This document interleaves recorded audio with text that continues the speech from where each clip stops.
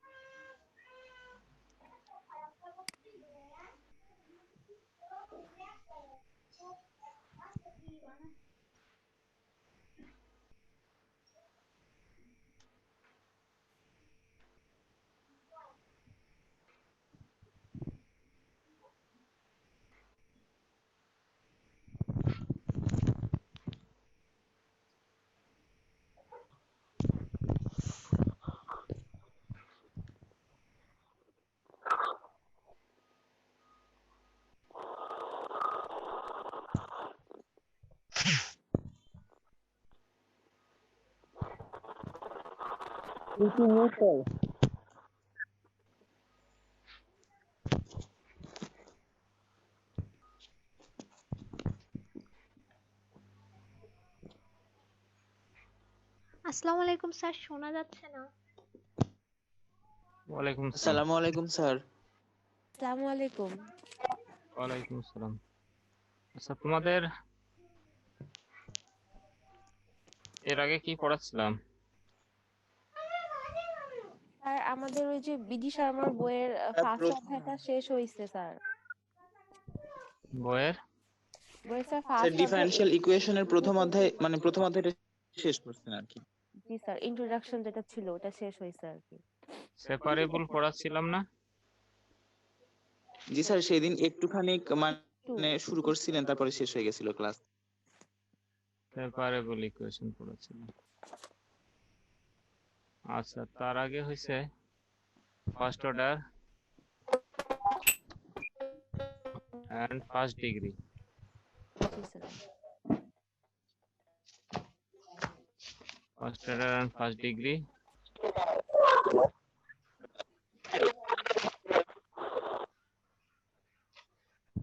Ordinary differential equation. ঠিক আছে। জি sir.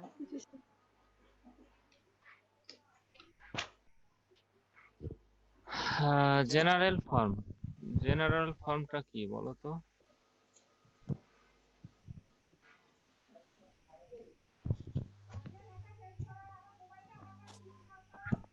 General form of sir m of x y dx plus n of x y dy is equal to 0. mxy dx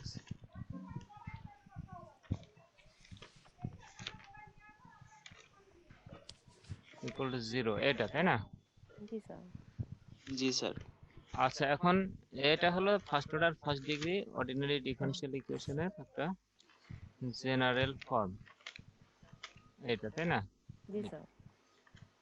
এখন এটাকে আমরা separable বলছিলাম কখন? Sir যখন যখন এম ওইটা x আর y গুণন f লেখা of x g of x dx dx plus f of f x of x gy dy equal to 0। 0, এইটা করতে পারছিলাম তাই না? যে মোট জি কথা স্যার। এম কে আমরা লিখতে পারছিলাম এইটা, এটা বলতে এই পুরোটাই,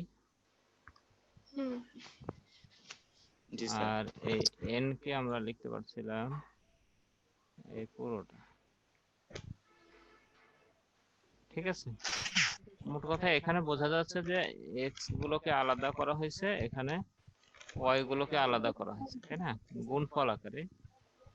এখানে ওরকম এক্স গুলোকে আলাদা করা হলো, ওয়াই গুলো আলাদা করা হচ্ছে। তাহলে যদি এই জেনারেল ফর্ম, এই ইকুয়েশনকে আমরা এই ফর্মে লিখতে পারি, তখনই এটার নাম আমরা বলছিলাম সেপারেবল ইকুয়েশন। বোঝা গেছে কি? জি স্যার। জি স্যার। আচ্ছা, এখন এই সেপারেবল ইকুয়েশনটা চিনলাম এখন, বা যে কোনো একটা ইকুয়েশন দেখে আমাদের চিনতে হবে যে এটা সেপারেবল, এবং সেপারেবল যদি চেনাটা ঠিক থাকে, আমাদের ভুল না হয়, অন্য ইকুয়েশনকে যদি আমরা সেপারেবল মনে না করি, ঠিক সেপারেবলকে যদি সেপারেবল মনে করি, তারপরে যদি সলভ করি according to the rules of separable equation, তাহলে আমাদের কাজটা হবে তাড়াতাড়ি ঠিক হবে আর কি। হ্যাঁ, এবং প্রবলেমটা তাড়াতাড়ি সলভ করতে পারবো। আর যদি চিনতে ভুল হয়ে যায়, হয়তোবা সেটা সেপারেবল নয়, কিন্তু আমি মনে করছি সেপারেবল, এবং সেপারেবলের নিয়ম অনুযায়ী আমি কাজ করা শুরু করলাম, তাহলে সেটা জটিল হয়ে যাবে আর কি। ঠিক এইরকমই আরো যেগুলো ইকুয়েশন আছে সবগুলোর ক্ষেত্রে এরকম। প্রথম কাজ হলো কি? প্রথম কাজ হচ্ছে একটা ইকুয়েশনকে আইডেন্টিফাই করা। জি স্যার। x আলাদা আর y আলাদা করে আইডেন্টিফাই করা, আইডেন্টিফাই, তাই না? আইডেন্টিফাই করব, তারপরে আমরা সলভ করব একটা ইকুয়েশন। ঠিক আছে, তো এখন যদি আমরা বলি যে e two the power x minus y dx plus dy equal to 0, solve করো, আইডেন্টিফাই এন্ড সলভ। তাহলে এটা কি সেপারেবল ইকুয়েশন কি না? তাহলে প্রথমত আমরা আইডেন্টিফাই করব, এবং যদি সেপারেবল হয় তাহলে সলভ করব, আর যদি সেপারেবল না হয় তাহলে আমরা সলভ এই মুহূর্তে করব না, তাই না? জি স্যার। কেন করব না? সলভ করব না কেন এই মুহূর্তে? অন্যান্য নিয়মগুলো অন্যান্য নিয়মগুলো তো শিখিনি এখনো। হ্যাঁ, কারণ আমরা অন্য ইকুয়েশন গুলো কিভাবে সলভ করতে হয় জানি না, সেপারেবল হলেই কেবল জানি, তাই না? জি তাহলে এখন এইটা হলো m, এটা হচ্ছে m, আর এখানে আছে কত? n আছে, তাই না? n কে যদি আমরা বলি 1 মনে করো, 1 টাই হলো n, এটা ধ্রুবক, এটা সমস্যা নাই। তাহলে f কে আমরা এরকম ফর্মে লিখতে পারছি কিনা, fx আর gy লেখা যায়, যেমন e two the power minus y এরকম লেখা যায়, তাই না? জি স্যার। তাহলে এটা জি হলো স্যার, লেখা যায়। সেপারেবল, এটা হচ্ছে কি সেপারেবল।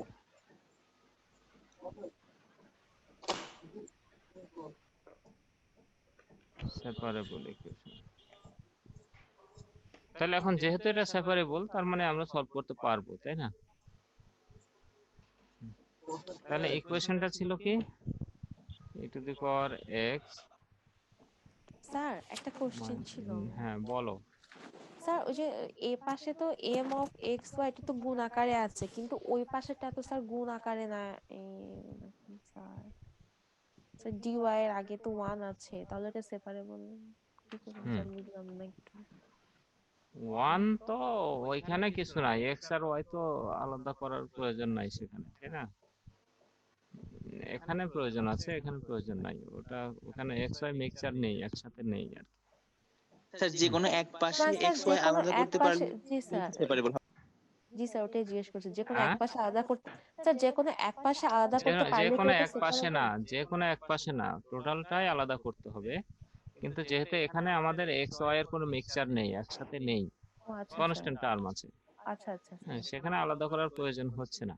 ও আচ্ছা স্যার ঠিক হ্যাঁ, আছে দিস বুঝছি। Is a first order, first degree, first order, first degree separable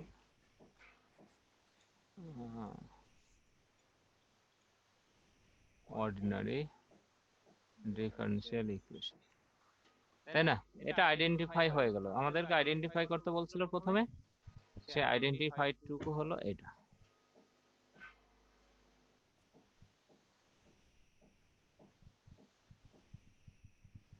ঠিক আছে, জি স্যার। তাহলে জি এইটুকুকে স্যার। আমরা বলছি আইডেন্টিফিকেশন, তাই না? একটা ইকুয়েশনের আইডেন্টিফিকেশন। এখন যেহেতু এখানে সেপারেবল আইডেন্টিফাই হয়ে গেছে, তাহলে আমরা এখন করব কি, hence হেন্স না লিখে এখানে লিখতে পারো so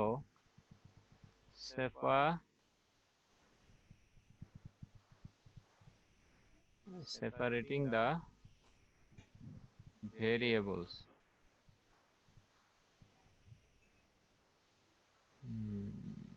separating the variables variable গুলো সেপারেট করে ফেলবো আর কি মোট কথা। হ্যাঁ, তাহলে ভেরিয়েবল সেপারেট করতে হলে আমাদের কি করতে হবে, e to the power Y দিয়ে গুণ করে দেওয়া এই ইকুয়েশনটা। তার মানে সেপারেট কি করে দিই, dx e to the power y dy equal to 0। এখানে একটা সাইডে তুমি লিখে রাখতে পারো multiplying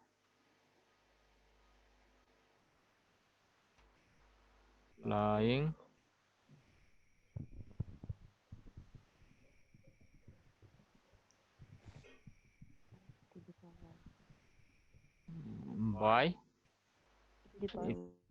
two the power Y.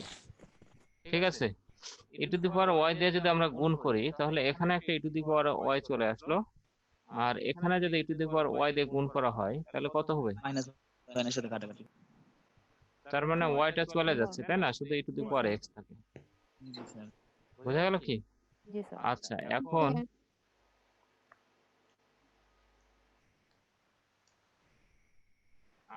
এখন এখন আমরা করব কি, integrating sorry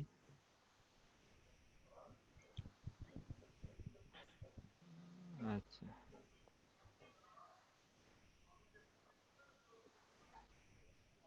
integrating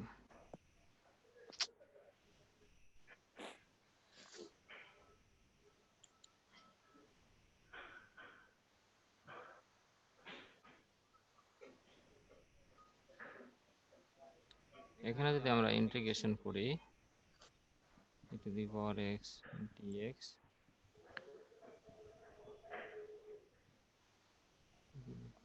y dy equal to 0,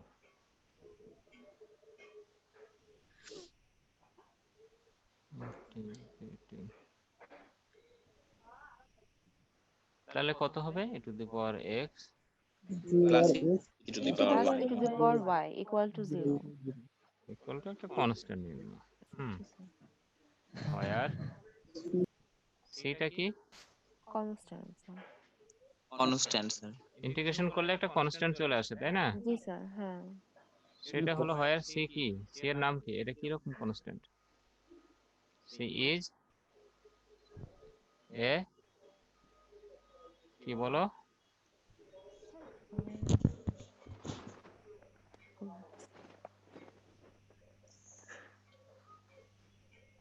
C is a, জানো না কি কনস্ট্যান্ট এটা, না স্যার। মনে নাই। T is a constant. কি কনস্ট্যান্ট কি, এই তো কনস্ট্যান্ট অফ ইন্টিগ্রেশন।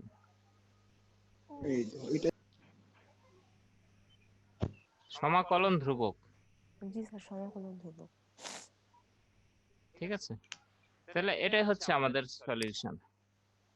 তাহলে আইডেন্টিফাই এন্ড সলভ, তাহলে এটুকু হলো আইডেন্টিফাই আর এটু হলো সলিউশন। হ্যাঁ, বোঝা গেছে? জি স্যার। জি স্যার বুঝতে আচ্ছা পারছি। এরকম তোমার সেপারেবলে আরো আরো এক্সাম্পল দেখতে পারো।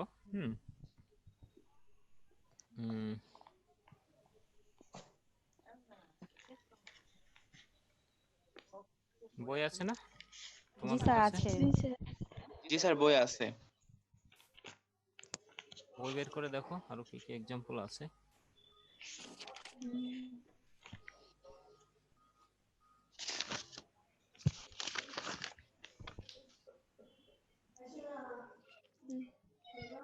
জি হ্যাঁ হ্যাঁ।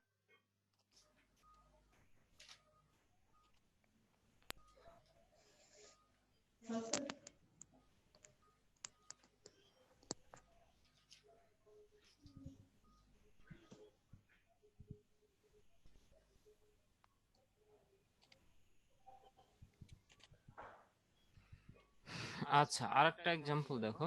আসসালামু আলাইকুম, আসেন ক্লাসে ক্লাস নিচ্ছি। হ্যাঁ, চলে গেলেন।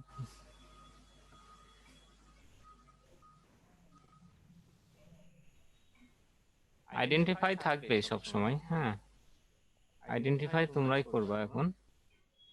যেমন হলো x sine y dx,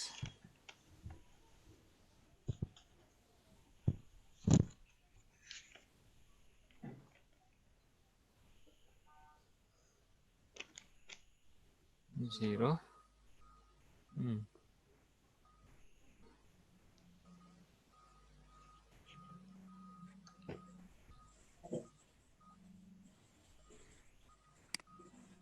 pi by two. তাহলে এই প্রবলেমটা সলভ করতে বলছে। হ্যাঁ, এটা হলো ইকুয়েশন আর এটা হলো তার কন্ডিশন একটা। এটাকে বলা হচ্ছে ইনিশিয়াল কন্ডিশন।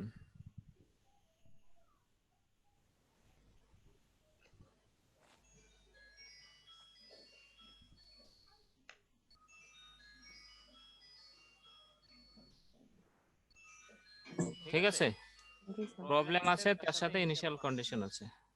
জি স্যার। জি স্যার। হ্যাঁ হ্যাঁ, দোতলায় আছে।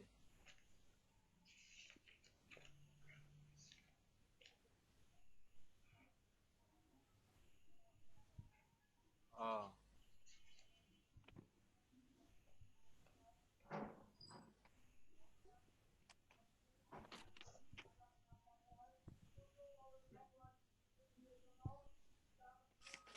ও,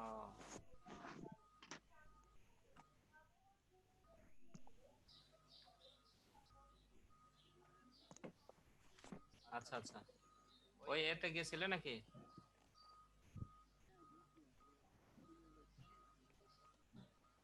ও আচ্ছা আচ্ছা, ঠিক আছে। আমি উপরে আসো, উপরে। আচ্ছা, আমি আসতেছি একটু পরে। হ্যাঁ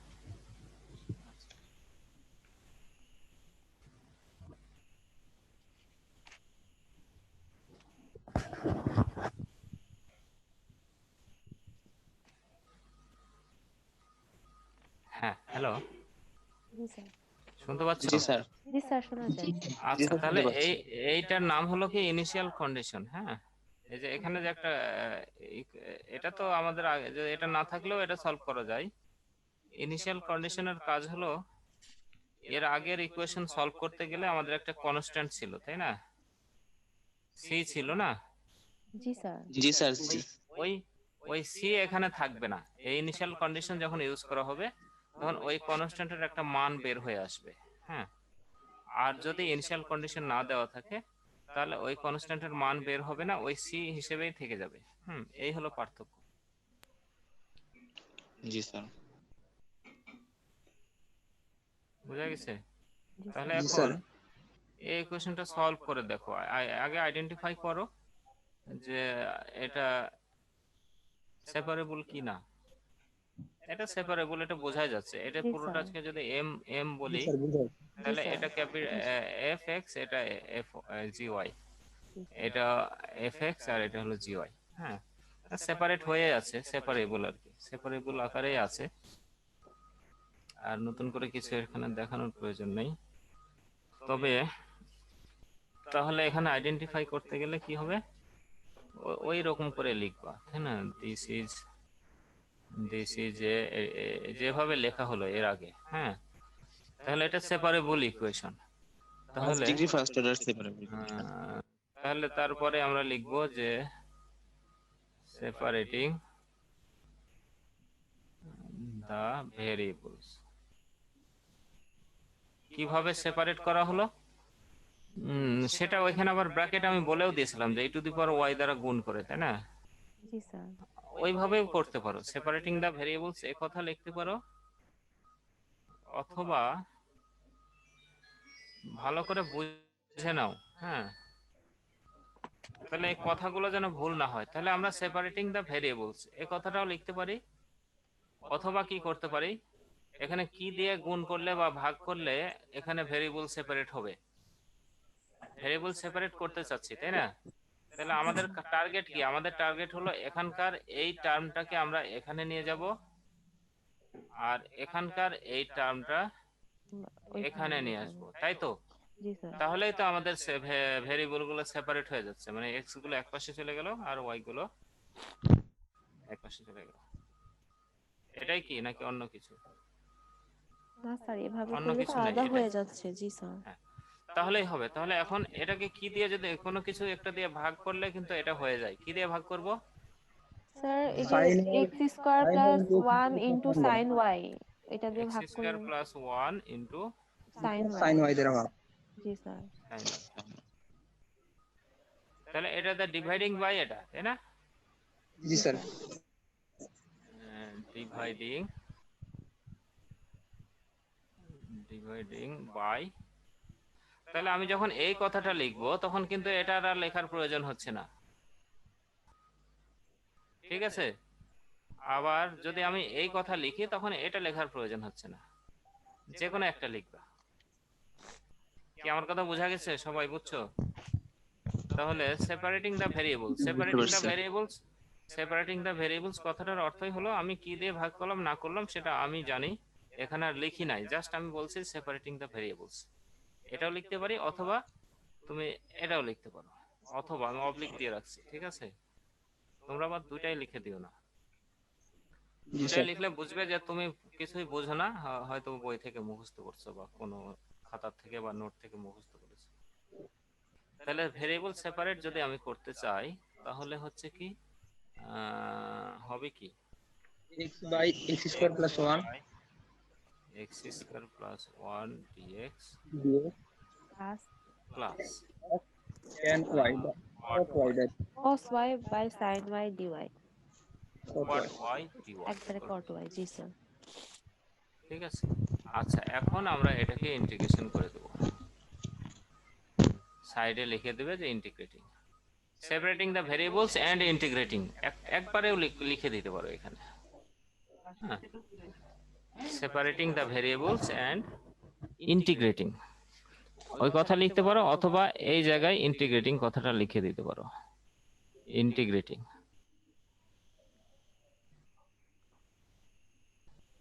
ঠিক আছে, এই তো। এখন এটা ইন্টিগ্রেশন করে ফেলো। কত হবে ইন্টিগ্রেশন করলে?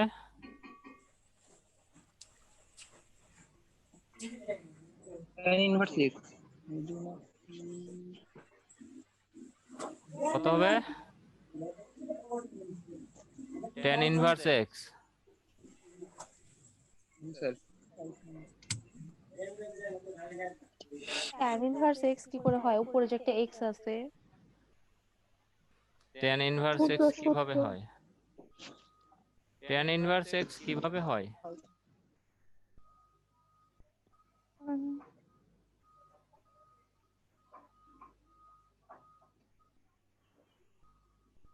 কেমনে tan ইনভার্স x হয়?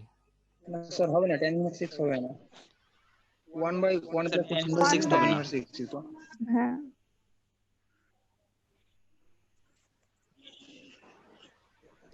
ফার্স্ট ইয়ার পরে এসে কি লাভ হলো আমাদের? হুম,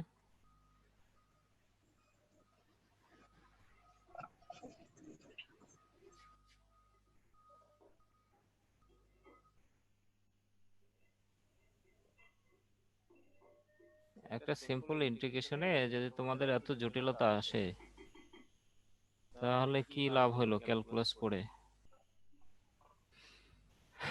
এটা হবে, তাই না?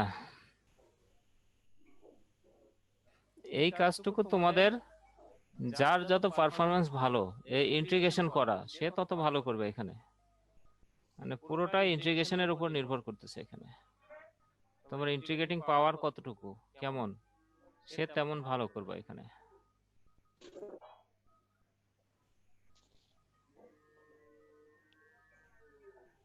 আর ইন্টিগ্রেশন যদি না পারো ভালো, তাহলে এখানেও তোমার অবস্থা খারাপ হবে।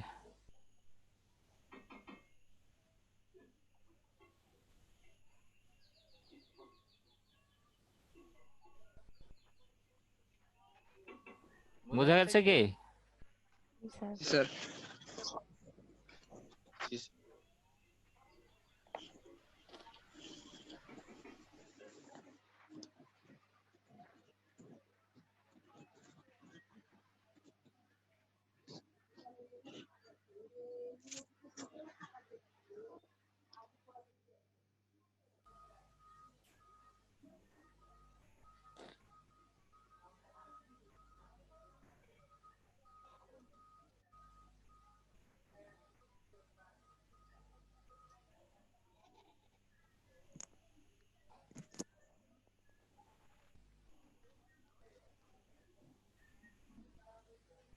এটা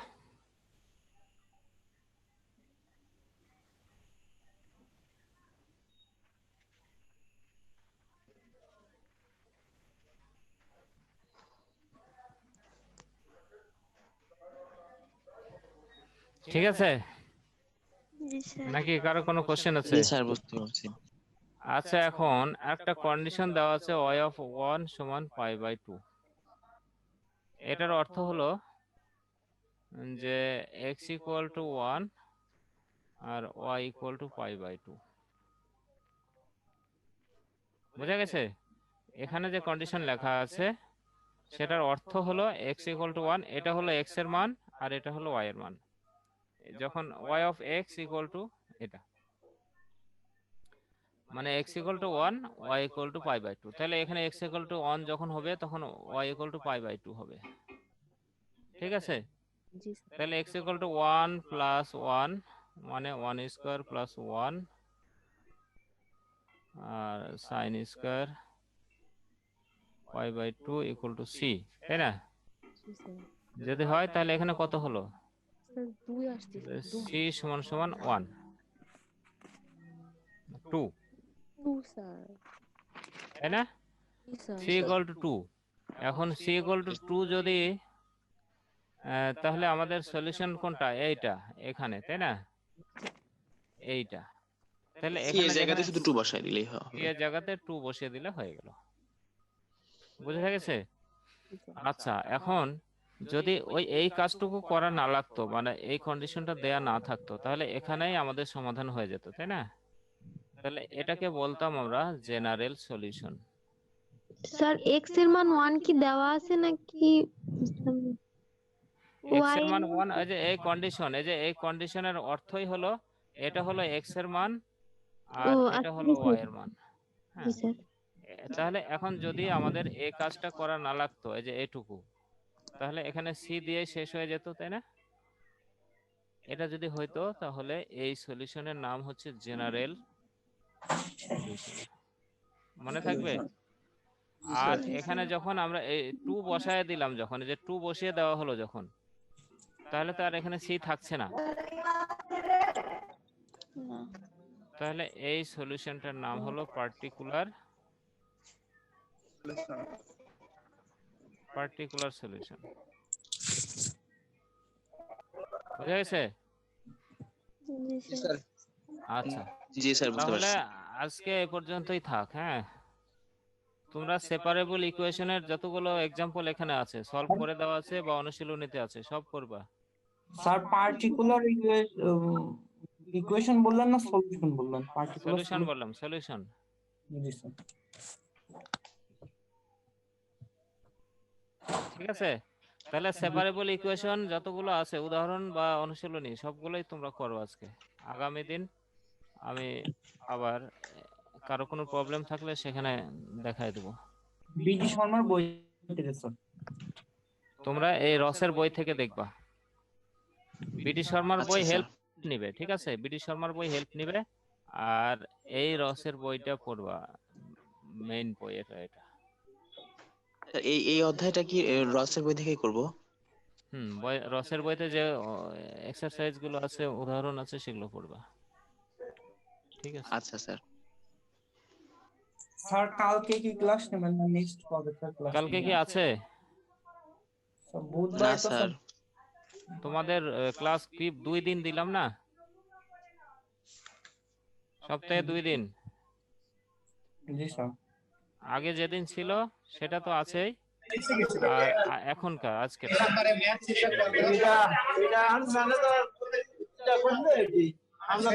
এর আগে যেদিন ছিল সেটা আছেই, হ্যাঁ, এবং আজকেরটাও যুক্ত হলো তোমাদের রুটিনে। স্যার আরেকটা বিষয় স্যার, মেসেঞ্জারে স্যার আপনার সাথে অ্যাড হয়ে গেলে স্যার ভালো হতো। ওই যে মানে ইমেলটা স্যার নিতে স্যার অনেক সময় চলে যাচ্ছে স্যার। হ্যাঁ, মেসেঞ্জার, জি স্যার, মেসেঞ্জারে স্যার আপনার সাথে অ্যাড হয়ে গেলে স্যার তাড়াতাড়ি লিংকটা পাওয়া যেত স্যার। ও আচ্ছা,